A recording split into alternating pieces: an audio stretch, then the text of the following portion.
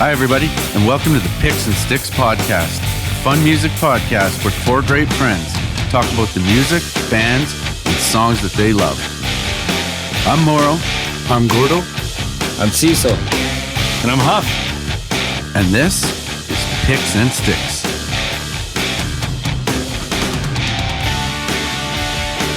On this episode of the podcast, we bring you 10 great songs from the band Motley Crue. Welcome to Picks and Sticks, everyone. Thank you for joining us today as we get ourselves back into the hair metal arena, boys.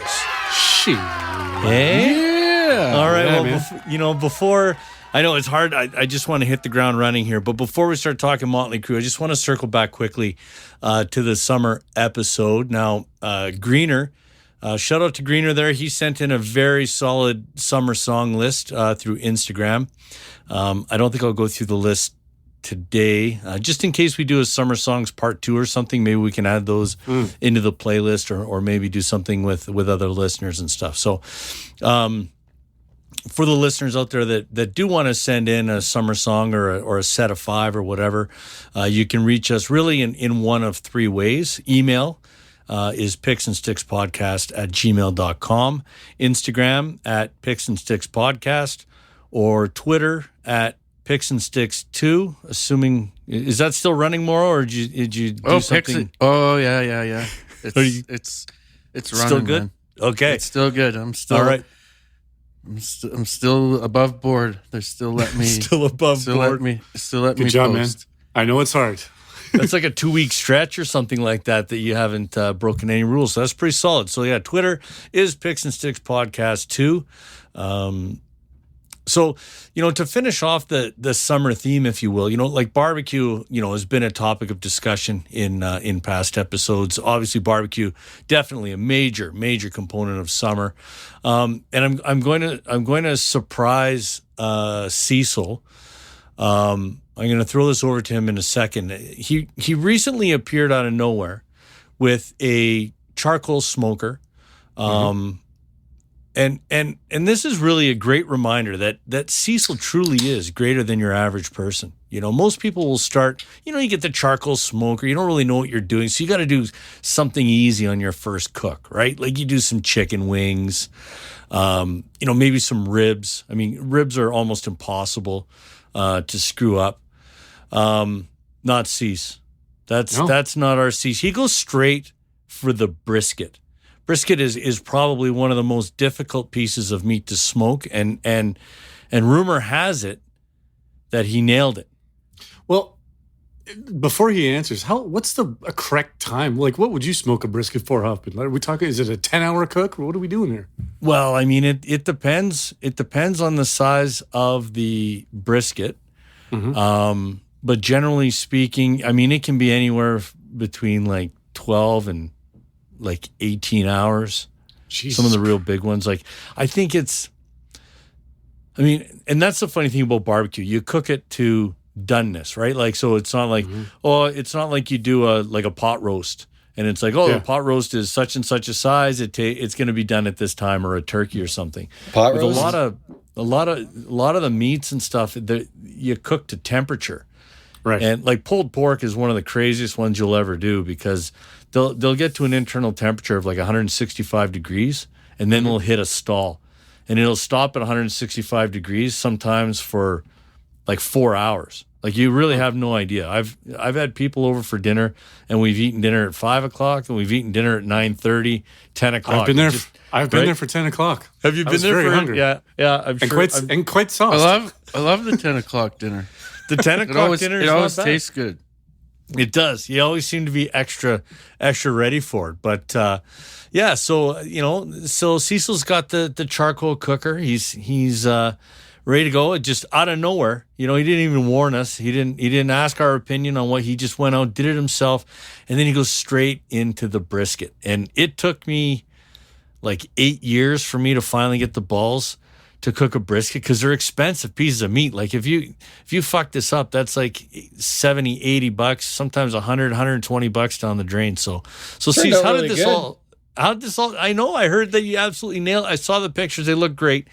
what made you decide to bite the bullet on the charcoal smoker? And what the fuck? How do you decide to just dive right into a brisket?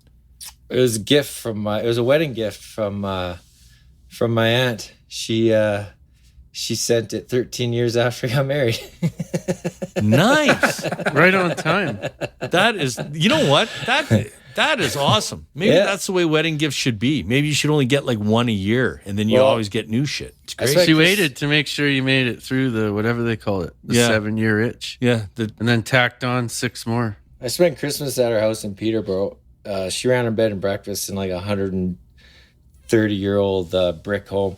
And she made the best smoked turkey at Christmas. It was incredible. So I always talked about her smoked turkey. So she said, "Oh, I can get you a smoker one day." I'm like, "Oh, stop. No. She would never stop." And sure enough, 13 years later, she sent it. That's incredible. Yeah, brisket. Went right into a brisket, and it turned out How big really was good. it? What was it, like an 8 pound, 7, 10 pound? yeah, almost 8. Yeah. Okay. And we, we did the 9:30 supper, I think. Yeah. It was just like you said, like the pork. It hung in there at the end for quite a while. Yeah. It was good. It looked awesome. Oh, He called me at like 2:30 and he hadn't set the smoker up yet. And I was like, doesn't that shit take like fucking 18 hours, man? This is 7 hours. Eating It was in the tiny. morning. It was pretty small. It was thin, I mean. Yeah. Yeah, that's Well, good. good job, man. That's awesome. And then I ruined I did chicken and ribs the next week, but I basically just charcoal barbecued it, turned it up too high. I didn't want to tend to the charcoals as much, and it backfired. Too hot. Yeah. I find chicken you want to cook at a little bit of a higher temp, or else the skin gets rubbery. So you almost like smoke it for a bit, and then you got to kind of give it the heat. Ribs, ideally like 225, and let those things go for 4 or 5 hours. Nice. I did ribs yesterday for Chris's birthday. Yeah, that's why I'm playing hurt today here, boys. I'm a little under the weather. It got away on us on the deck. I saw that from some of the random texts. They were enlightening, though. Yeah. Yeah, I so was freaking overserved. hot too. Oh, freaking parched. just blitzing hot, and we got the west-facing backyard, so we were just cooking like bacon out there. But we had way too many drinks. But I didn't fuck up the dinner, which was miraculous, I think, because normally what happens is, you get a few drinks and you kind of forget what you're doing, and the next thing you know, you got leather on the grill, and then you got to order a pizza. So at least I didn't do that. So I'm losing my mind here. There's no barbecue. oh yeah, I gotta get my place finished. yeah. That reminds me. I think now is a perfect time to jump into our new favorite segment, which is simply called "Is It Done Yet, Morrow?" Okay. Well, no. Where are we at, man? So we're at Morrow's drywall. staying at We're at some drywall.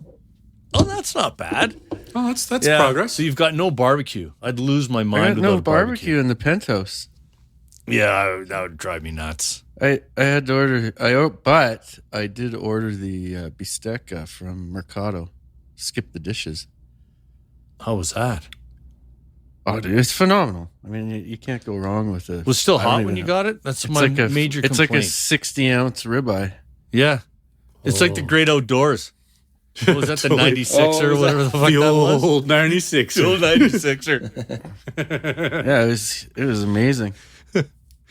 The steak for one person. Well, that's my biggest issue with Skip is getting the food hot, I guess, when it arrives, but whatever. So that makes me the last guy to not have a charcoal grill, eh? Or a smoker. God damn. I'm going to have to get on board here, boys. You got to step your game up. I have like 3. You can borrow I one. did a rotisserie the other day, and it turned rotisserie pork rolls. It turned out phenomenal, but rotisserie is more my game. I don't know. I was going to feel say, like- Cease probably was confused. I think he was trying to vape the chicken. Or vape the brisket. vape Sure the was- brisket. I would. It's a good way to. Beer We should chicken. try that. Yeah, absolutely.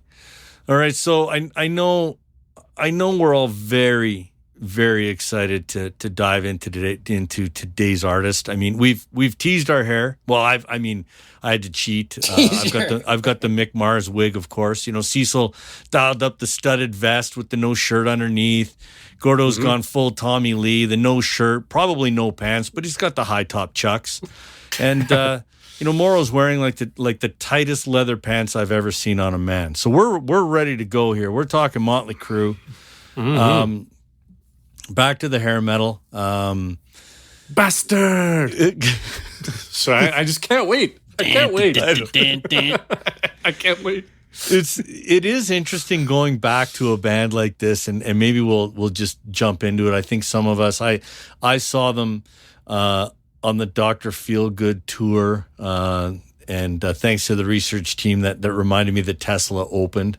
I was probably a bigger Tesla fan at the time than I was, but I do remember they opened up with "Kickstart Your Heart," which of course you have to do on a Dr. Feelgood tour. But other than that, I mean, I think it's another one of these artists for me that,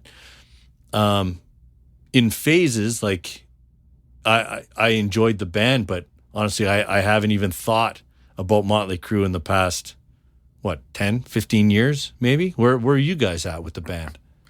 Well, I listen to Motley Crue once in a while, not very often. But I was like even recently, you mean?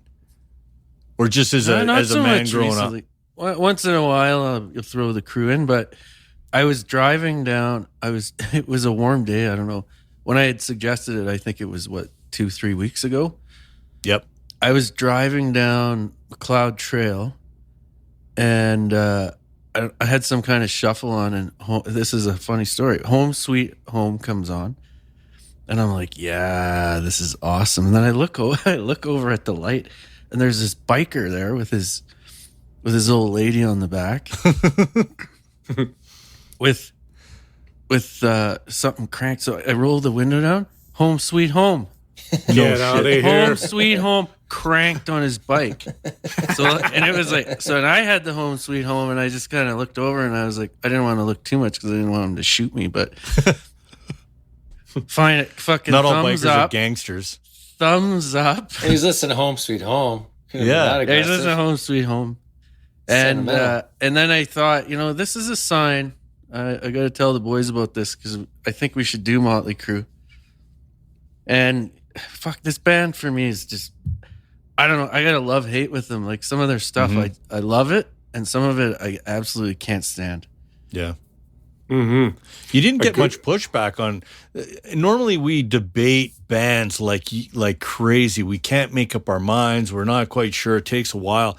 And normally we have the conversation, with the four of us, and it's an actual conversation, a video call or whatever. And this was like a text. We should do Motley Crue, and it was kind of like, yeah, okay. Like nobody even balked at the idea, and it's not like anybody's loving Motley Crue, but anyway, what about you, Gordo? Where are you at with the band? Man, when Morrow suggested, I was jacked, and I didn't know his nice Home Sweet Home story. Yeah, and I was like, that's a band I absolutely used to love. I hadn't thought of him in the last 15 years much at all. I don't have them on any regular rotation. No, but I've told the story before. They were my first cassette ever bought, along with Quiet Riot. Come on, feel the noise. Yeah, baby. Shout at the devil, and I was Metal Health. I think was the name of that album. Yeah, baby. It? Yeah, I was like 12 or 13, and then I had my research crew come up with the date that I saw them. My parents let me go with my good buddy Browner. I was 14 years old. November 9th, 1985. I saw Y&T and Autograph open for Motley Crue on the Theater of Pain tour. I was 14. Can't believe they let me go. Complete lunacy. What venue? That was at the Scotiabank Saddledome. Oh, was Calgary. it the Dome? Okay. And it was a great show. My first real concert. It blew my mind. I had a great time. Loved the band. Also, the first time I smoked weed, some nice Southern lady was sitting behind me, and she said, "How you all doing, boys? You want some of this?" And she's at the Crue gig, and so I had some of that too. It was a great night. But they were really good back then, and this is definitely a band for me that is phases. So early on, I liked them a lot. I think we'll see as we go through the list here. We're pretty heavy on the early stuff. Kind of faded a bit in the late 80s. And then I got to listen to some what I consider new stuff that's like 25 years old, and it's a little hit and miss. Yeah. We'll get to that. We'll get to that for There's a sure. lot more miss than hit. Yeah. This band has more highs and lows than I think any other band that I can remember us doing, boys. Like, there's some fantastic stuff, and there's some terrible stuff. Yeah, and we'll go through that in a second. I'll ask Cease just to finish off the four of us in terms of were you ever a This Motley was a treat. Crue? No. Most bands, if I saw Makeup, I went the other way. I hate it. I got more like, I kind of missed out on some talented music and good songs because of I was turned off by that hair metal look. You know, I like the AC/DC a lot, and I didn't like Kiss. I didn't, not a big fan of that stuff. Anyways, so I only had Dr. Feelgood. I had that cassette, and I like that. That was pretty awesome because I kickstart, playing sports and that, listen to Kickstart Your Heart, my heart. But I never listened to any other album other than Dr. Feelgood. So this was a treat because I got Too Fast for Love. I think it's one of my favorite albums. Like, I love that album. That was incredible. There's so many songs I'm not really familiar with Motley Crue. Like, all their more popular ones that you hear, and fucking gonna snap. Sorry, guys. Dog's fucking barking in my ear here. It's hot. Dog's got to bark. I agree with you though on the re-listen. This wasn't Pink Floyd in that a whole lot of stuff come out, but Too Fast for Love, incredible. I would get that. Oh, that's a vinyl. That's a vinyl hunt for me. Yeah. And some of the worst songs I've ever heard too. Yeah. I have Showed At the Devil on vinyl. Do you really? Oh, dude. Yeah, I do. That's a great call. Yeah, I need to find that album on vinyls. I actually had Theater of Pain on vinyl. One of the ones that I kept from when I actually bought it way back in the day. So, I think I mentioned it on an earlier episode that, I gave them all a listen through. And then the ones that I couldn't see myself listening to multiple times, I got rid of. So I sold Theater of Pain. I don't actually regret it. I mean, Shout at the Devil, I need to find. Too Fast for Love, obviously. But you don't regret it at all now? No, I don't, because even when I went through this process, I found, like, in my heart, because I knew I owned that album, in my heart I was like, I love this album. I'm gonna have lots of cuts from this album. And I listened to the album and I was like, there's like two songs. Crap. Yeah, right? Two. Yeah. There's only two good songs. Not a good album at all. And I was like, God damn, like, I love that album. Like, I fucking loved it. So anyway, I don't regret selling it. I've converted it into something, better, something that I listen to. But I think we should maybe talk about the band itself a little bit. Mm-hmm. The musicianship. I think we would agree. Well, all of us. I think the band members are very, very talented. Like, I think Tommy Lee's a great drummer. I think Mick Mars is awesome, right? I think. Nikki Sixx, obviously, very, very talented, wrote most of the music and that. Vince Neil, his voice back in the day was awesome, but you knew it wasn't going to age well. And maybe we'll get into it in a little bit. Let's talk about the musicians, and then we can fast forward and talk about, hitting some of those notes at age, whatever age he's at now. Like, it's ugly out there. Yeah. I was going to ask Morrow, being our go-to guitar guy. Yep.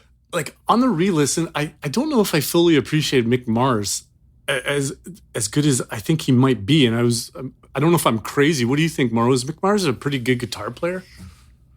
It's weird because I never, like, a lot of these bands we listen to, I either idolize the guitar player or Mick Mars never. And as I was listening to it, I really do appreciate, like, he's good.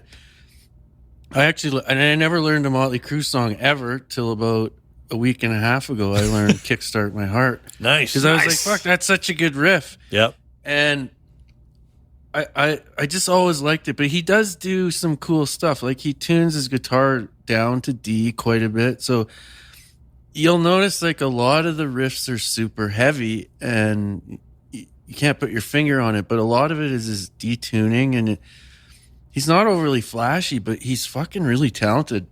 I appreciate it way more now than I used to, for sure. Peter Frampton fan there on Kickstart My Heart. Yeah. With that I voice, could see that. the voice box thing. Yeah. Oh yeah, he uses a voice box. Yeah, that's right. That's right. I meant to bring that up. Thanks for bringing that up, Cease, because that was Peter Frampton inspired Motley Crue.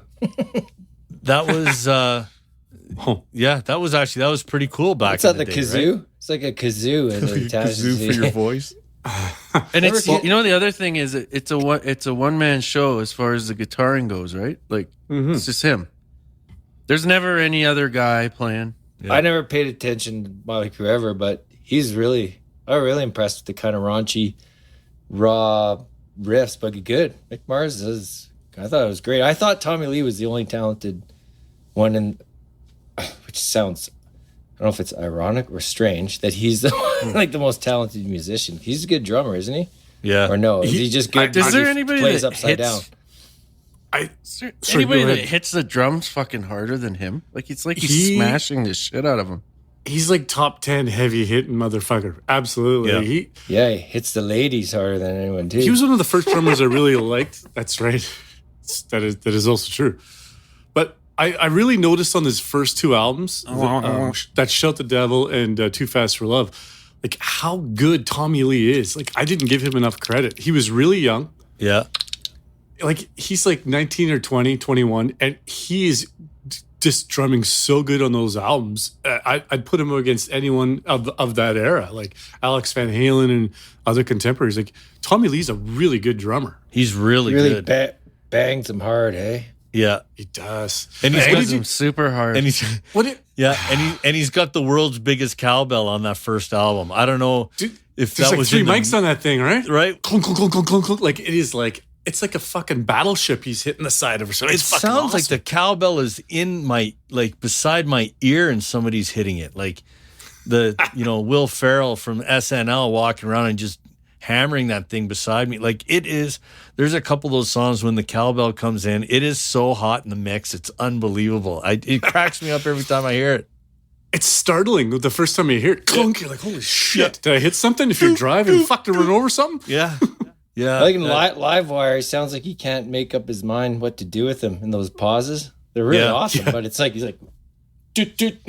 Yeah, totally. I know, and there's even one that's about 3/4 of the way through that song, and they're in that pause, and it's oh no, you know what I'm thinking about? Shout at the Devil, I think, because they in one of those pauses, there's like a long pause, and all it is it's a hi-hat hit, and that's the only noise out of the thing. It's the pause, and then it's just like that's it. That is what, and I totally know that fill. That is a phenomenal fill. That's a drummer's fill right there, man. Just let it breathe. Right. The interesting thing too I found about this band is I'd forgotten that Nikki Sixx was the principal writer, and he wrote most or not all the lyrics, and he's not turned up in the mix, and you certainly don't notice the bass like the other instruments. But I don't know. I was going to ask Carlin, but he seems like a pretty sturdy bassist. He's terrible. I think he started in Motley Crue before he even learned to play. Really, like he turned out to be a good, talented songwriter, but he had to kind of learn to play almost right from the get go. He used to walk like he did the makeup and the leather pants and walked around with a bass guitar down like, I don't know what the strip is in LA or whatever. Yeah, Sunset. So he carried a bass around like that before he could even play it. He was just a poser to start out. Baller, man. He's a baller. Wow, I didn't know that. And did on a rock star. That's his words. I don't know. In Dirt, that's he described that. That's his words and how he describes it. So he reminds me of like a punk bass player, like the Ramones, where he's very straight ahead. He's not flashy, right? He's not doing crazy riffs, but I don't know. He complements the band really well. Well, maybe that's the the punk influence, if you want to call it that. But there's a lot of punk bands out there that just, what was great about punk, it was like no one can really play their instruments very good. So, but you can just go together and make some noise and whatever. And maybe that was kind of his sort of thing, right? Like if you when you listen to Too Fast for Love, there are to me a lot of punk sounds to for that, sure. right? To that album. There's a lot of punk. Right? A lot of and it sounds little so flaws, hey? yeah. Yeah. There's a little Sabbath in there too for me. There's the odd little Sabbathy thing. You're like, oh, you little cheat sons of a bitch. But it I don't know how it just works out on that album with his high screechy voice, kind of Axl S on like some drugs. But I don't know. It just comes together on that first album. It's a great debut album. It is a great debut album. I don't think they ever would have made it on music alone. I think that's one of the things about this band. I think you're talking hair metal, like they needed the gimmick of the. I think they needed the gimmick. I really do. I mean, now I appreciate right. some of the music for the music. Probably the musically the best album is the one Vince Neil's not on, and then the early stuff is just like kind of hardcore. But I wonder if they didn't do that show and they weren't like the womanizers they were, if they ever would have made it anywhere. Yeah. Maybe, or maybe they wouldn't have lasted as long. I mean, it is funny that they've had the career that they had. I mean, the first 3 albums are really, really good. Shout at the Devil being probably my favorite, I think. Yeah, me too. You know, but the first 3 are really good, and like you said, they. You know, let's get into it. You know, if you watch The Dirt or read the book or know the history, like they're a complete fucking train wreck. You know, the fact that they were, what was it, Gord? You said that they did 120 tour dates in like 2015 or something like that. I was 120 shows in 2015. Where the fuck were they playing, boys? That's insanity, because that's like one every 3 days, and I mean their later material for the most part. Like there's some decent stuff in there if you really have to squint to look at, but you know, and we'll get into the top 10 here in a few seconds, but or a few minutes, but none of that stuff got close to the top 10.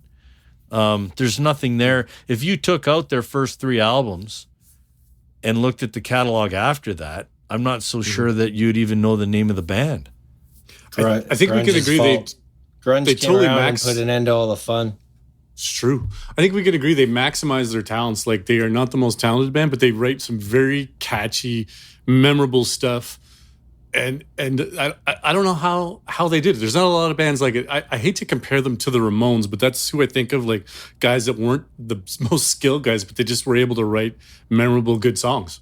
It's anthem rock, right? They do a lot of anthem rock, and it works. And for a show, when you go to a concert, you're at an arena or whatever, and they break out some of these songs, like they're great arena rock songs. And there are a couple of them. They're not nearly as good. You know, Saints of Los Angeles comes to mind. That's the name of that album, right? I don't have it in front of me. Anyway, like there's the title track from that. It's their new arena rock type song, and you can see it, you know, for the fans, the real hardcore fans of the band that are going to go, you know, shouting the lyrics, and like I can see that working, assuming you know Vince can sing at that time. But everyone seems to have their chant song, like boy. They have a lot of them. Boy, like AC/DC, TNT, and then Shout at the Devil. But the Ramones, you just mentioned the Ramones. Hey ho, let's go. It's Crue pop. But are the Ramones? They wanted a chant song just to have a chant song. I want a chant song. That was inspired by the Bay City Rollers, Saturday Night. So they like that tune. They're like SATURDAY. They're like, we need a chant song. So and how do you not like that? Let's go. And I mean, hey ho, let's go could be the greatest ones too. This is one of those bands that I think we can agree as well that it has not aged well. Based on the news that we watched 2 days ago with Vince Neil trying to perform Helter Skelter live, that actually brought a tear to my eye. It was so bad. He's winded. He's so heavy. Helter Skelter, hands on the knees. Yeah, mixing a water and a treadmill, Vince. For Christ's sakes, you know what? I fucking love it. I love it. He's up there battling. Like, just fucking he battling. is battling. Like, bring it on, sure. man. Good for him. Fucking right. Says he's sorry to leave. It was hard to watch. Well, he can hit those notes. And like when you think about the really good songs and the ones that we're going to talk about here, and when you like those high notes are impossible to fucking hit at I don't care his how age. good if he took great care of himself and did like voice training and ate well, like he might still not have been able to sing like that. Yeah, you're probably right. Like those are brutally difficult songs. And yeah, I mean, but he could lose about 35, 40 pounds easy. Yeah, especially at 250. It's not easy to hit those at 250. Well, and it's so funny too. Like when you think about, you go back to, Mauro, you're talking about the theatrics and all the things that they put into their shows, and they've got the pyro and the big stages, and Tommy's drumming upside down for Christ's sakes and stuff like that. And then you fast forward to Fatso there. He's stuck. It's like he's stapled to the center of the stage. He couldn't even move. He was almost doing like an Aussie thing, kind of rocking back and forth. And then he would double over like he just did a couple of wind sprints, or and he was like I thought he was gonna die and just keel over and fall into the front row. It was not a good look. Oh, so hard to watch. I felt then what are people going to see? Yeah, like, the show's not there, and the music's like, okay, well, I'm sure they don't play it like they used to. They're trying to prep for a stadium tour with like Def Leppard and a few other bands. Yeah, and I was like, what? How are you doing You can't do a stadium tour. You can't even sing your own songs karaoke. How the fuck are you going to do a stadium tour? Dude better get off his wallet and get a Peloton at the very minimum. Totally. Oh, my God, boys. Yeah, that was difficult to watch. And it's funny because, you draw the parallel, I guess, with the high notes to like Axl Rose. That dude can still sing. And every band, as you get old, they tune down a little bit so that those notes aren't as high, right? Like you got to cheat a little bit. Everybody does it. It's not that big of a deal. But when you can't sing any of it, I am stuttering for words here because was it Cecil that sent it out originally and said, hey, take a look at this. So I started watching some of the videos in that, and I was like, oh my God, like if you go to a show and dude can't sing a lick, like people are going to freak out. And I don't think that like Def Leppard's no good either. If you want to, not that, and I know I'm probably the biggest Def Leppard guy in the group here, but if you look at recent Def Leppard stuff, like Joe can't sing either. So, and who's the other band? Poison? It was a Joan Jett. There's a female band in there. Oh, maybe Joan Jett. You know what? Joan Jett could probably still rock. Jett. I'd Joan go Jett. Right about Joan Jett. She probably fucking. I could totally be just lying right now. She'd probably steal blow the them show. all off the stage. Yeah. Did you see her? Did you see her with Miley Cyrus Super Bowl? She's incredible. She's so good. Oh yeah, I did. Yes. Yeah, she's great. Yeah, and she played with the Foo Fighters not long before she did a good job with that. Yeah, or the Foo Fighters played with her. Yeah, exactly. Anything else before we get into the top 10 lists that we want to cover? We talked about how good the band was and how fat the band is now, or at least one guy is. I mean, who knows? I don't know, man. But that band, like when you think about, if you could spend a year in any band, I'd pick this one.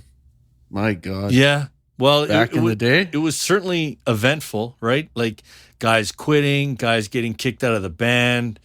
Drug overdoses, like, they did an album. Like, this is one of the, like, there's other bands out there that have, switched singers for an album or for a number of albums or whatever, but they did that. And then they also, like, did one without Tommy Lee. Like, it was just at any given time, guys were pissed off at other guys, and they're just like, nah, man, we're going to do this. And they just throw another guy behind the kit, and they do it like an album, and it's dog shit. Like, I don't know. You did mention the Dirt, which I think needs a little bit more talking about. It's like, this is the most iconic band I think you could do that movie with. They just like went so far down that road of rock and roll lifestyle, and you watch it, and there's not really a protagonist. Like you don't really love any of the guys. They're not nice guys. The best guy in the movie is Ozzy. snorting ants off the pool. Yeah. Or drinking his piss. Yeah. Right? Like, and he's just in full heyday Aussie drug time, but they're not the most likable dudes, right? That's a good point. But you know what? To their credit, right? To their credit, because they were obviously executive producers or whatever on that film. They didn't try to cover any of that shit up. It wasn't like, okay, we want to do this and try and make ourselves not look like complete douchebags. They're like you said, there's not a likable guy in the bunch, you know. And I'll throw a shout out to Machine Gun Kelly as Tommy Lee. Like, dude fucking crushed it. I don't know. He embodied Tommy. He played the drums adequately. Yeah. And he had the vibe. The dude, I know you guys don't watch the show. The guy that played Mick Mars is like the worst villain from Game of Thrones. Yeah. Oh, really? He's like the most evil character. Ramsey Bolton playing guitar. Ramsey Bolton playing Mick Mars, who's probably the most likable guy because he's got that debilitating disease. And it was, so for me, it was weird to watch that actor play him. And he did a really good job too. The other guys were fine. But Machine Gun Kelly stuck out for me as Tommy Lee, did a great job. Yeah, if anything, maybe you feel bad for Mick, right? He was the older guy. He's in there, and now he's he didn't do much. Like, there's a lot of shit. Didn't seem like he was out of his fucking mind all the time. He had that just crippling arthritis, doesn't he? Yeah, it's a form of arthritis. He's like in pain constantly. Like, it's like he's turning to stone. And it's fucking up his spine, right? Which is why he kind of stands funny. And I think that's the fact that they're still touring with Mick Mars, quite frankly, is a bit of a miracle, because I know there were times throughout their careers where they couldn't because he wasn't healthy enough to do it. Like, you want to talk about frail, like that guy just standing there, you're like, if there's a stiff wind tonight, like that guy's going down and he's not getting up. Yeah. It's too bad. And Tommy's probably sporting wood. You never know. It's a stiff wind. What are you going to do? Yeah. There you go. So that's I think that's the band. We'll pivot here into the top 10 list where we talk about the algorithm. And I will remind the listeners that you can find our playlists. So we're going to talk about the top 10, but we'll have 20 to start. We've ranked the top 20 with the help of the algorithm, and then we'll add on our deep cuts at the end. So generally, our list, you'll get a really solid list of Motley Crue, somewhere between, I don't know how it's going to end up, maybe 28 to 30, 32 songs is usually the way that it ends up. So we've all done our own individual top 20s. We've run it through the algorithm. It ranks every song, and we talk about the top 10. And I'm going to put number 9. I'm going to group a few together just because we're heavy on the 3 albums that we kind of referenced already. 9 and 10 are from Too Fast for Love. Number 10 is the title track, Too Fast for Love. And then number 9 is Piece of Your Action. The one that stands out, Cecil, Too Fast for Love was your number 1 song, right? So it's again, perfectly flawed. Like it's flawed. Like, they can't sing in tune or play quite. It's just this raw, like perfectly raw. And then I only read today just that they were took 3 days to record that tune, and they, like many of them, they were smashed. Said it was extremely wasted for that recording. Yeah. And you can kind of tell. Well, the song's about banging, isn't it? Lots of banging, no cuddling. I don't think any of their songs are about that. Yeah, that's true. Yeah, they're all very insightful songs. Yeah. They've definitely taken that. I think it's about a kid too busy to fall in love. You got college and stuff. Too fast for love. Just too busy, right? Just too busy. Don't have time for girls. Yeah, you know what? You're probably right. A lot of time at the library. I didn't read it that deeply. And then Piece of Your Action. That's about anal.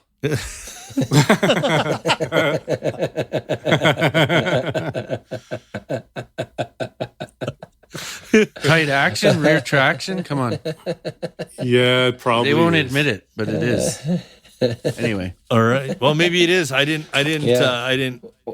Yeah, well, you better hope I love there's that no action song back there. You hope there's inaction then. It is a great song. That's such a good song. Yeah, I love it. Yeah, I really love it even more now. Yeah. Well, there you go. 8, 7, and 6 now are all from Shout at the Devil. Number 8 is Red Hot. 7 is Red Hot. Shout at the Devil. And 6 is Looks That Kill. Are there any number 1s in there? I had Shout at the Devil at number 2. Moro, you had Looks That Kill at 2. And the highest on Red Hot. Gordo, you had Red Hot at 4. Cecil, you had it at 5. So I guess let's start with Red Hot. Yeah, Can I Red ask Hot. you a question? Yeah. Yeah. Can I ask you a question?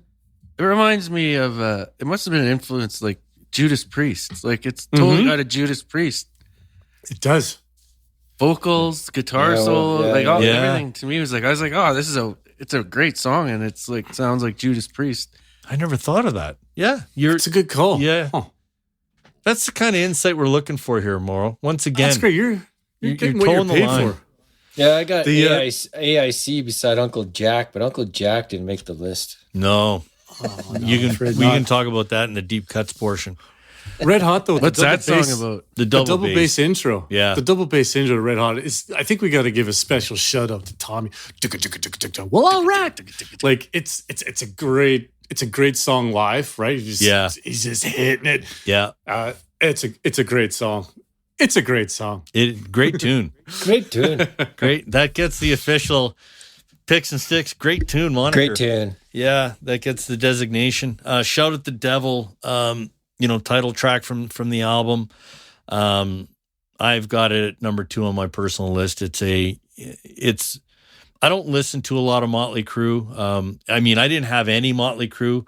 So when I had on my on my playlists or in my phone or anything like that, so this was completely new going through this. So when I did the list, I was like, okay, what songs would I actually listen to? And Shout at the Devil is one. I haven't listened to it. I hadn't listened to it in years, man, until Morrow brought this up, and the song really holds up for me. I think this is just, it's a great heavy metal. I won't even call it hair metal. I think it's a great heavy love metal the verses. song. Yeah.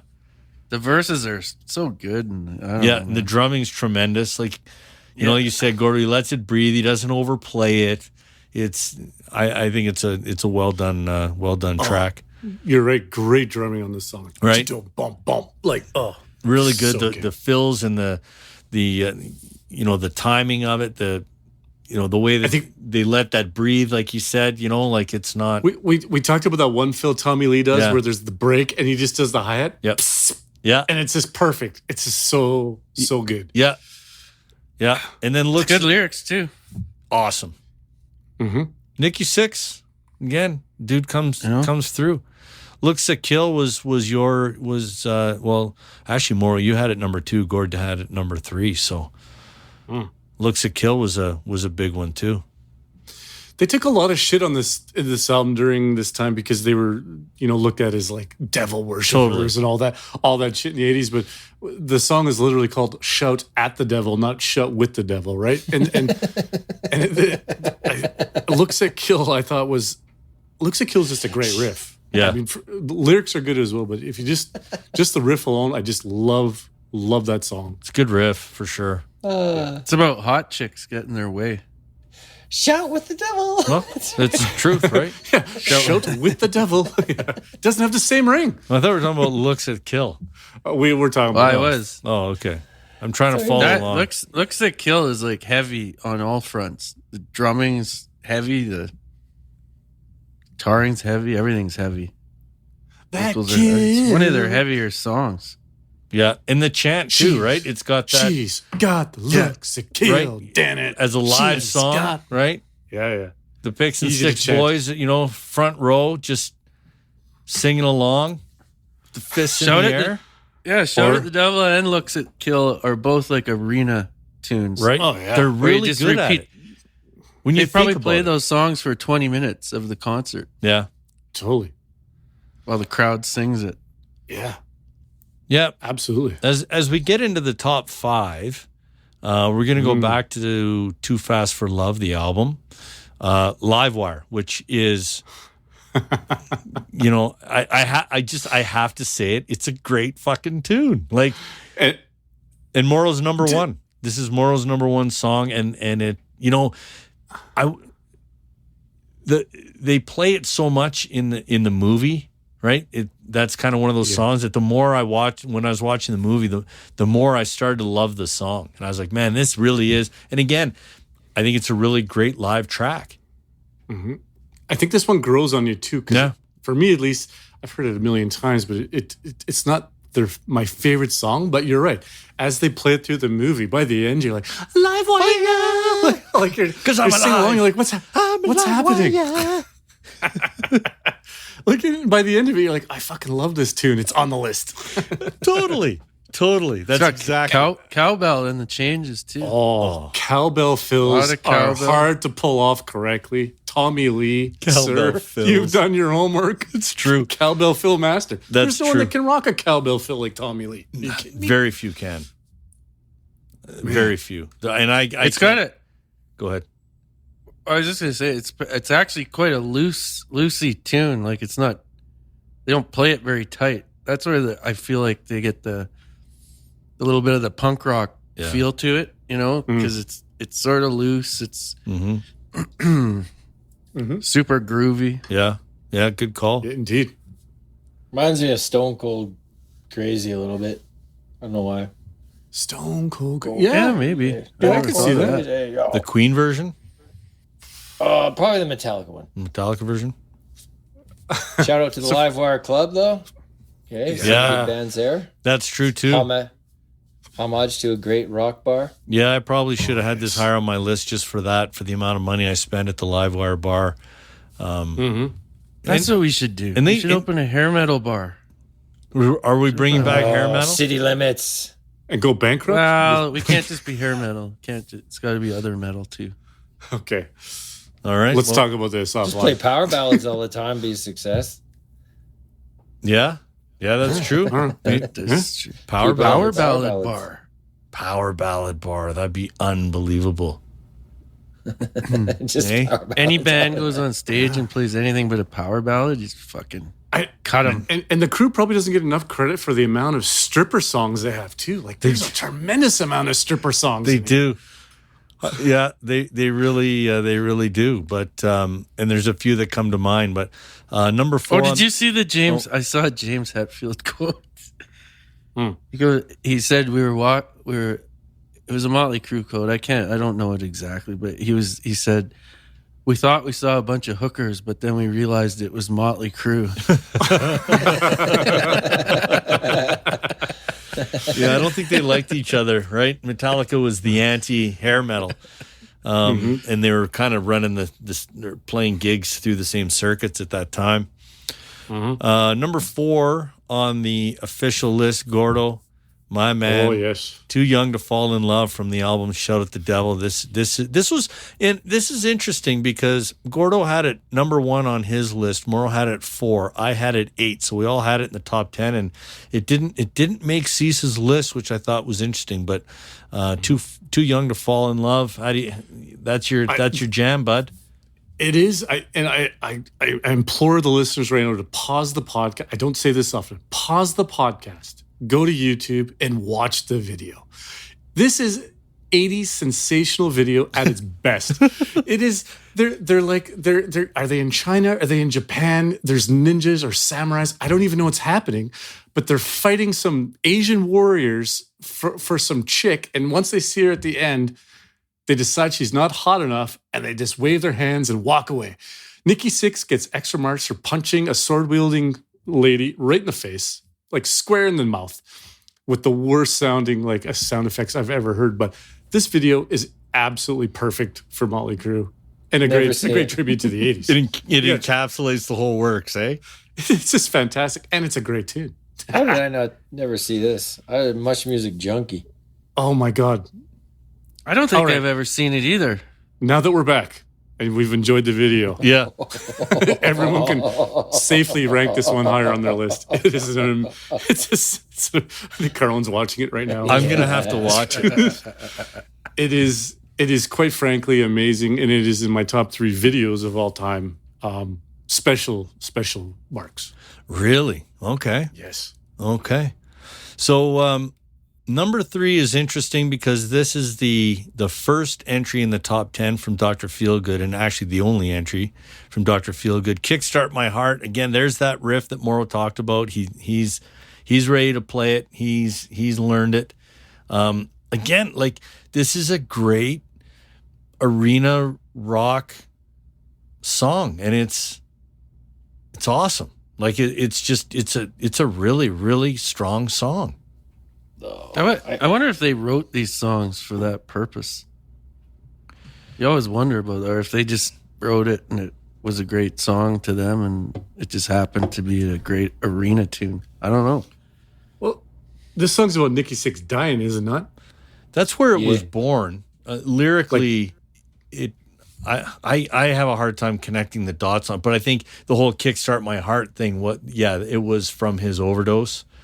And, he had a heroin overdose, and they had to give him the paddles, and he was clinically dead for, whether it was a minute or whatever. And then they celebrated through hair metal. Like, what a good way to come back from that. Yeah. It might be their most recognizable riff, if I could be as bold to say that. Mm-hmm. My kids know what the song is. They've heard it. Yeah. I play them any other Motley Crue, they've never heard it. But Kickstart My Heart, they're like, oh yeah, I know what that is. It's a catchy riff at the core of it. Like it's really easy. It's like some of their best stuff. It's really easy to sing along to and tap your foot to, right? Like it's catchy. Oh, cannons in the concert too, eh? Cannon song. Yeah. A lot of cannons at the concert. There are a lot of cannons at the concert. Huge cannons. A lot of big cannons. So many bring their own cannons. Yeah, if they don't catch you, the security at the door. Now, for whatever reason, now this song, the number 2 song, Bastard, it just reminds me of Gord. Not because Gord's a bastard, but just because he's done nothing but sing these lyrics for probably the last 2 weeks. Whether it's anytime, you're just boys, I might have tune. a problem.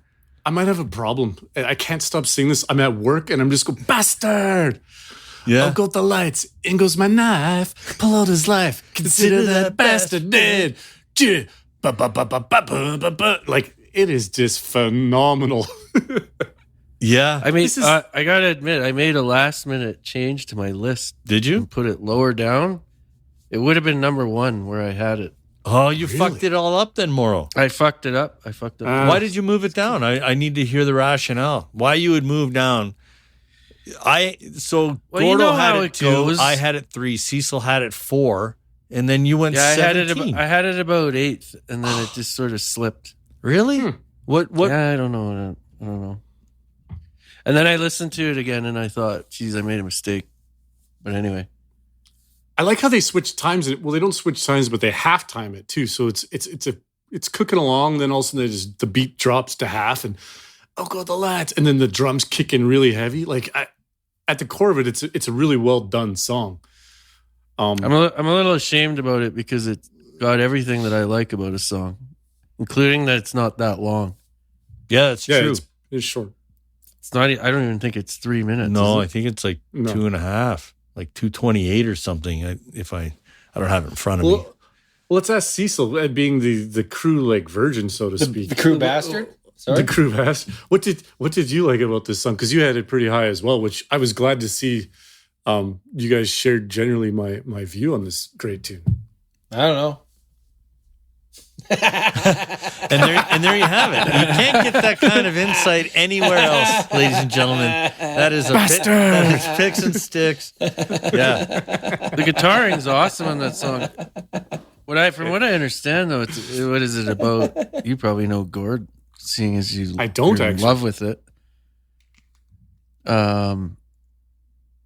It's about an ex-manager or something that fucked him over or something, I guess. Oh, I didn't know that. Yeah, he's a bastard. He is. Well, that makes sense. Yeah, it does. Sense. Huh. That does. Well, that's it's unfortunate it was number 1, but I think the number 1 song was pretty damn good pick here, boys. Yeah, the number 1 song surprised me a little bit. It's 10 Seconds to Love off of Shout at the Devil. We all had it in the top 10. It was In Gordo's case, it's 10 seconds to make love. well. That's what the song is. That's the whole song, man. It's about Yeah, I quickies. Everyone likes It's a about good banging. quickie. It's another Quickies. banging song. Yeah, it is. Quickies in an elevator. Yeah. Like, come on. Get ready for love. Yeah. Like, it's I think what I like most about this song is the guitar riff. It's just a nice dirty guitar riff, and it's one of those ones I think as a guy that can't play guitar, if I was going to try, this would be on my list to try as my first song, because it doesn't sound hard, but it just sounds awesome. I love this riff too. I think this is just a wicked riff. It's Pretty straightforward drumming too. Mm-hmm. Yeah, very 4/4. Nice heavy riff. I'm surprised this was number one as well, fellas. But this is a Speaking of choice. banging, Tommy bangs the shit out of the drums on that fucking song. Oh yeah, dude. Yeah. I covered it earlier. He's a heavy hitting motherfucker. Like, Yeah, he he hits is. the shit out of those things. And a lot of the newer drummers, sort of copied that style. Like any of the guys that are really big, heavy hitters, a lot of that stuff came from Tommy. And special note, I learned my patented Gord Alexander drumstick twirl. I watched Tommy Lee, and the way he does this twirl, he does this total cheat where he does it like a baton between his fingers, but it just looks fucking super awesome. I'm like, how is he doing that? Yeah. And I watched it one day, and I studied it, did my homework, Yeah. put it into practice. Next thing I know, twirling that thing like a motherfucker. Yeah. So there you have it. Yeah, there you have it. That's the top 10. So now we move into the egregious omissions and points of contention. So I thought what I would do. So when we talk about egregious omissions, we're not even talking so much just the top 10. We're talking about the songs that are in the top 20. And I'm going to throw out 3 songs that didn't make the top 20. Girls, Girls, Girls, Smoking in the Boys' Room, and Helter Skelter. Those were 3 pretty... 2 of them are terrible. Well, yeah, 2 of them are definitely terrible. I'm assuming you're talking about Smoking in the Boys' Room and Helter Skelter. Let's remind our listeners what our criteria is. If you're going to do a cover tune, it's got to be as good or better than the original. Oh yeah, Smoking in the Boys' Room's the cover. I forgot. It is by a very little-known band. It's an old, crappy song. I'm not sure if you cover a crappy song and make it slightly better, that even counts. Am I wrong? Yeah, it's not great. It's not great. And Helter Skelter is an absolute dumpster fire. Like, what would it's be travesty. today's equivalent of Smoking in the Boys' Room? Like, do kids smoke? Like, do kids even smoke anymore? I think it's vaping in the boys' room. Yeah, Vaping now it in is the vaping boys' in the room. boys' room.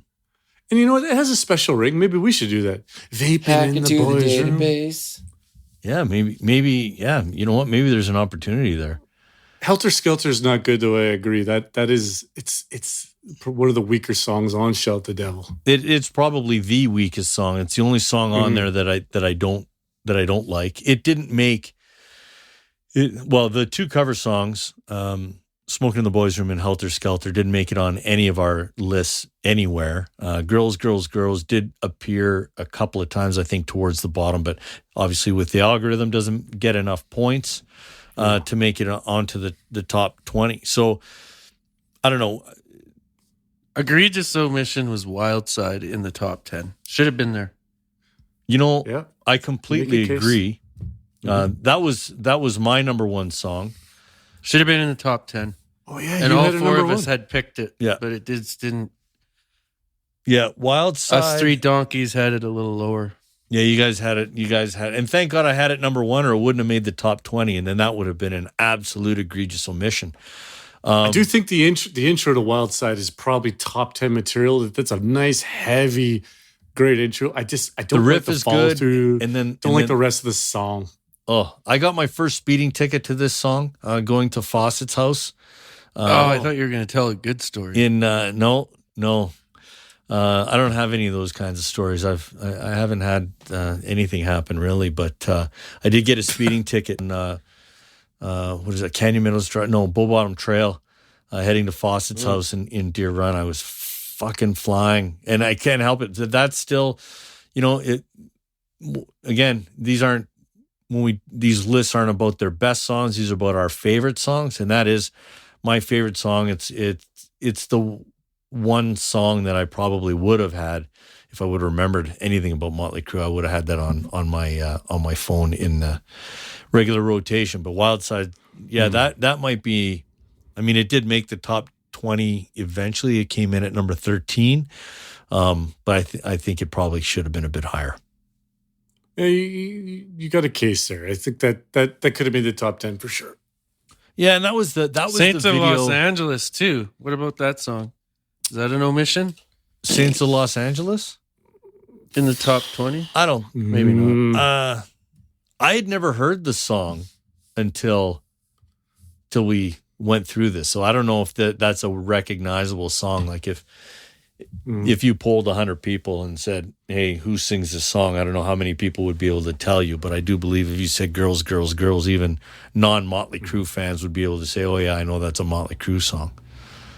I will say Saints of Los Angeles as a whole is not a bad album because they had a couple shitty ones there before that. Yeah. But at that point, it sounds like they're almost doing like a mockumentary of themselves. Like they're talking about the old days and banging chicks. And it's like, really? Now these dudes are like around 50 and it's not making sense to me. Yeah. Yeah, it's On the whole, it felt pretty good, yeah. it's preparation age. On the whole. Preparations A through G were failures. Yeah. Fortunately, preparation H was a success. Yeah. I love Austin Powers. Yeah, so those, I mean, unless there's any other egregious omissions, I think if it's okay with you guys, I'd like to get into the... I think Like a Virgin is an egregious omission. Is that a song? What? Yeah, they covered it. What? No! What? What? Okay, Where? hang on. Where? Where'd you find that? I don't even know where. I heard it, and it was the biggest fucking train wreck, tire fire piece of shit I've ever heard. Okay, I'm going to raise you in a more egregious song, and that's them. They covered themselves. Shout the Devil. Is it called Shout the Devil 2003 or something like that, Morrow? Oh, they remade their own song. They remade their own song, and they made it worse. That's horrible. How do you do that? You can't cover yourself and make it worse. Jesus Christ, boys. Yeah, that's a good call. I think Like a Virgin might be on the Dirt soundtrack. Oh, really? And it is definitely in my books. Among some others that they've done. I didn't know that they the worst cover song ever. Oh God, it's got to be Brandon. Brandon's up there. What's the other Poor one? Brandon. The rocket ship or something. Oh fuck! That Time might for a be the worst. change. Yeah, Rocket Shit. Rocket ship. That's what I titled the podcast. Rocket Shit. Yeah, Oh. rocket. And the song after it, Rodeo. Oh my God. So which album is this? my Let's God, bring the it's- list for the listeners. If you want to listen to some really, we've never done this on a podcast The whole before. album Maybe is terrible. we should do this for some. Generation Swine. Generation Swine. Generation Swine. Generation thank you. Swine. Horrible. It's so the grunge era has kicked in.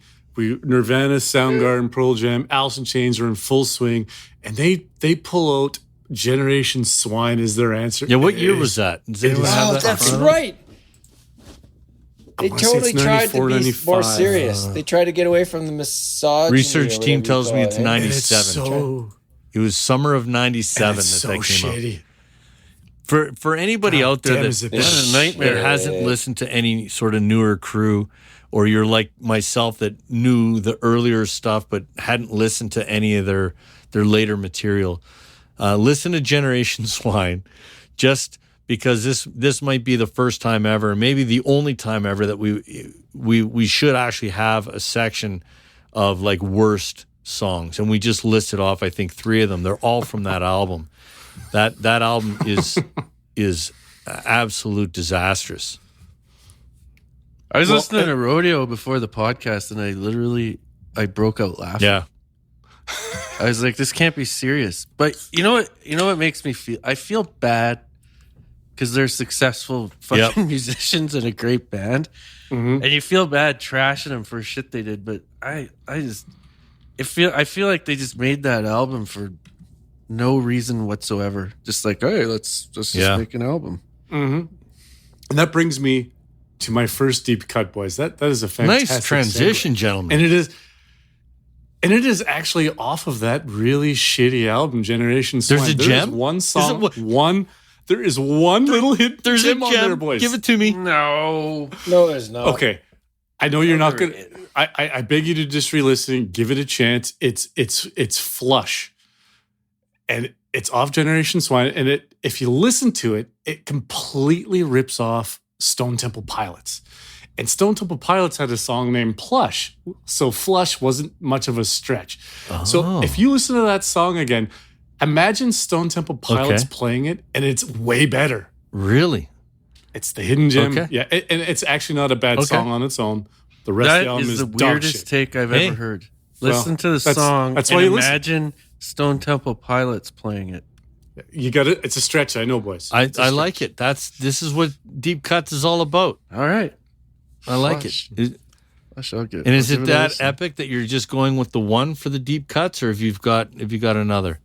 I have a couple more. If you don't mind, There might be a deep cut in my wrist after I listen to that song. It's one song I was disappointed. I know we were heavy on Shout the Devil, but I really like Danger. Danger. And it has a very much to me like an 18 in Life vibe to it. And I think that they might have got that from Danger. Really like that too. And sorry to cut you off. I'm glad you brought that one up because I was struggling where to put that in my list of 20, and it was one of those. That was one of those ones. There seems to be one every band that we do. You've got this one that is like in the top 5. It's off the list. It's all over the place. That was that song, and the only reason that I kept it off my list was because I had so much Shout at the Devil that I ended up kind of cutting it. But it is a great tune. Great tune. Something's got to give. I agree with you. That was all over the list. It was in the top 10 at one point. But listen to the beginning of it, and it's got this kind of a little acoustic thing. And I swear to God, if you listen careful, you got to listen careful. You can hear, Ricky was a young boy. You can hear it. It's there. It's there. And I'm a Skid Row guy. So, maybe that's what drew me to the tune. My last one is off of it's called Misunderstood. It's off of Motley Crue, mid-90s. It's the one where Vince Neil's not singing, and I forget the guy's name. John Corabi or something? But is that his name? I think this album in Corabi? This album in a whole is pretty good. It's a pretty good album. They should have changed the name. They should have. Because that's such a good album. But it's pretty like good. It's a great album. And Misunderstood to me is a great tune off that album. And they should have just called themselves something different. They should have done a Velvet Revolver or Audio Slave or something like that. And if they would have released that album under a different name, they could have kept going with that. I think that would have been awesome. I can't accept it as I had to get that on the list. All right. That agreed. album would age, like that band would age well. I had to listen to that shit today. Like that dude's a good singer. You gotta get that Motley Crue. That album's almost as good as some of the Guns N' Roses stuff that was coming out at the time. I agree. Like some of the songs are even better. But I don't think it gets it doesn't get any run because it's under Motley Crue. The people that are Crue fans, they don't accept the dude. When he's going out there and singing Red Hot and stuff like that, that doesn't fly. So, you rename it and you go and you do your thing as a side project or whatever, right? So could have been Crotley Moo or something, right? They could have done that. Yeah. So Cease. That's all Cease, I got. Have you got some Motley's Crue? Great. I remember that comic, Motley's Crue. Don't know it. Mm-hmm. No, Paper Comics is right between BC and Calvin. And have Hobbes. you got some deep cuts for us, Cease? Starry Eyes. Yes. Starry Eyes. That song. There's two songs. That one and "Stick to Your Guns" that I hated at first, And then I like really like now. Stick to Your Guns is terrible, but it's like terribly Stick good. to Your Guns. What album is that off of? What's right for you ain't right for everyone. See? Motley Crue, that's the apex of their wisdom, you know? What's right for you, not right for anyone. They're not singing about girls. There's a little wisdom there. Mm-hmm. Agreed. Oh, and I got a third one. It has to make the list. Okay. You won't like the song, but slip it in as a little interlude. Oh, dude. Interlude between a couple other songs. Nona. Oh my God. Nona. Yes. Nona? It's a good interlude. Nona. I can see that one. Yeah, it is. Well, Nikki Sixx is an Italian boy, isn't Yeah, he? he is. Mm-hmm. Yeah. There's some passion in Nona. There's some sneaky hidden passion. Okay, what were yours again? He had Starry Eyes, Stick to Your Guns, and Nona. No. Right. Well, Morrow, what are yours then? Let's hear this. Did I steal This should be Nona good. from you, Morrow? Well, Dancing on Glass on Girls, Girls, Girls, I think is a fantastic song. Well, Right. going No, to I- the judges. Not I liking that one. agree. Sorry, I just had to mute for a second. No, I completely agree with that pick. 100%. Yeah. Huh. Shocker No. here, boys. Left field. And then I've got another. I only wanted to do two, but That's I might fine. have to do three. Don't Go Away Mad. Just go. I away. had that on my list. Mm-hmm. I'm glad you brought that one up. That's a fun. I feel like that is a great. It's song. not even like it. Technically, obviously, not a deep cut because it's a song that probably everybody knows because it got a lot of radio play and stuff. But it did make our top 20. It's kind of one of those sort of cheesy songs, if you will. It's not.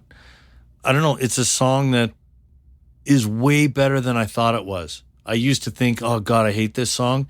If it came on the radio, I'd switch the channel or whatever. And since we started doing this, I was like, you know what? This is a really, really good song. And I had it listed on my deep cuts as well, just because I couldn't fathom a Motley Crue playlist without that song on it. No, and I believe in the lyrics. Like I truly, truly believe. It's your theme song. Yeah, don't go away mad. Just fucking go away. What I love about this song is they hang on to I don't know if you call it the chorus, but the song title. Like the chorus isn't "Don't Go Away Mad." That's like they save that for the end. You know, I like how it's like Yeah, I don't know. It's like a pre-chorus. I can't remember the lyrics, but it's cleverly written. anyways, it's very cleverly written. It's a well formatted tune. No, that's another great pick. You're 2 for 2. You said you had 3 though. And Fight for Your Rights from Theater of Pain. The first Theater of Pain shout out. There it is. That's one of the 2 songs that's worth listening to. Yep. Well done, Morrow. Yeah, I like that. I like that pick. Well, I'm trying to bring my best, boys. You've I don't want to let you guys down. You've done a great job. Yeah, absolutely. Hoffman, I'm so interested to hear your deep cuts. This is going to go one of 2 ways. Well, there were 3, but I'm down to 2 because it Don't just Go Away went Mad. 2 ways. Yeah. I will give, this isn't a deep cut because, I mean, it is on the top 20, but I did want to give a shout out to, Tomorrow again, doing a bang up job. Him and I were the only ones that picked Same Old Situation. I think that, again, it's a popular song that people know. It's already in the top 20 list, but that is an excellent song. Nice work, Huff. Right? Great work. That's really I good. totally But agree with you, man. We're so fantastic. my deep cuts are If I Die Tomorrow, which is a song off of Red, White, and Crue, actually. What I found out after the fact was that song, the song credits just popped up, and it was actually written by Simple Plan. If you guys know Simple Plan, they're like I do. Yeah. they're a Canadian. I don't know what you'd call them, pop, punk type band. Anyway, they wrote that song. No way. And they ended up not using it for one of their albums. I think it was 2004. I'm not familiar with their band. Anyway, so they took that song. The song credits are actually Simple Plan and Nicky. So he obviously did some things. But I think that riff, and as a power ballad type song, considering that this band has some pretty good hair metal power ballads, I think this is a very underrated, probably unknown song. So I'm adding in If I Died Tomorrow. And then the last song, we're going to close it out with another Theater of Pain song. The only other song I think on that is that song worth listening to on that album, Louder Than Hell. Oh. Is going to close out the list. So that's the deep cuts, boys. I think we've done a tremendous job for the listeners, if you will, of filtering out the crap. Like this is a solid. This is what is 29 songs here, 30 songs. This is a great 30 songs. Yeah, you don't need to listen to the bottom 30. I don't want to get totally off topic, but I do for a sec. Because you were talking about the Simple Plan song that they didn't use. Did you know Hash Pipe? Weezer Hash Pipe was almost I think it was written for Ozzy. It was going to be an Ozzy Osbourne song. Who wrote it? I have no idea. Weezer didn't write that song? I don't know. I didn't want to get off track. We'll save it for another episode. But all right. Well, maybe we'll have to do some Weezer, and we'll cut that in. We'll get the research team on it. I thought it was weird, and then I imagined Ozzy singing Hash Pipe, and I was like, actually, he could actually sing that. I could see the riff. Like if you think of it, is kind of an Aussie research team riff. is on it. If you want to hear it, all right. Weezer's Hash Pipe was almost an Ozzy Osbourne song instead, according to the band's frontman, Rivers Cuomo. Yeah, there you go. I'd love to hear him sing that. Anyway. All right. Well, you know what? In 2000, Ozzy had asked if he had any songs for him, and he just happened to have written Hash Pipe. And he offered it to He offered it to Ozzy, but he didn't end up using it. That's crazy. I'd love to have heard that. I would too. Now. So yeah, someone's got to convince Ozzy to record that and see how that would turn out. Research there. Turn out amazing. That's tremendous. But he probably just gave him his Hash Pipe instead of the song. Yeah, maybe. I got a good story. Did you read the L7 story? They were recording the same time as. Yes, I did read this. You read this? Excellent. So Motley Crue respectfully invited L7 to their recording studio, and it was just like porn pictures everywhere. And L7, for those you don't know, is an all female band, right? Yeah. Thanks, man. So then, they invited them back to their recording studio, and they got a bunch of naked dudes and put naked dudes up everywhere. So, nice wall-to-wall penises everywhere. Wall-to-wall penises. Yeah, nice. Before they invited them over, freaking hilarious.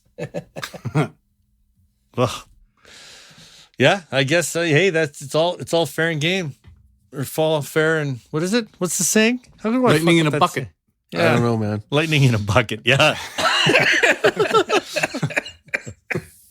Well, there you have it. That takes care of Motley Crue. Make sure you tell everyone you know about Picks and Sticks, and if you want to get in touch with us, maybe if you have a summer song or a playlist, or you have some ideas for the show, you can email us at picksandstickspodcast@gmail.com. We've got some great episodes in the works. So make sure you don't miss an episode. Subscribe to the Picks and Sticks podcast. You can find us everywhere that you get your podcasts, including Spotify, Apple, Google, Stitcher, Amazon, Pandora. What's coming up next? You know what? We're in negotiations. We said this one was easy. It was a simple text, and all of a sudden we're doing Motley Crue. We haven't quite figured it out. We're also thinking about some other things for this summer. We've got some album reviews. Some new music that's coming out that we're going to attack as well. So what order those are released in, I'm not exactly sure. But again, subscribe so you don't miss any of those episodes. And that's it. Thanks again for listening. We appreciate it. And until next time, see you. Mustard. Oh, I should have followed up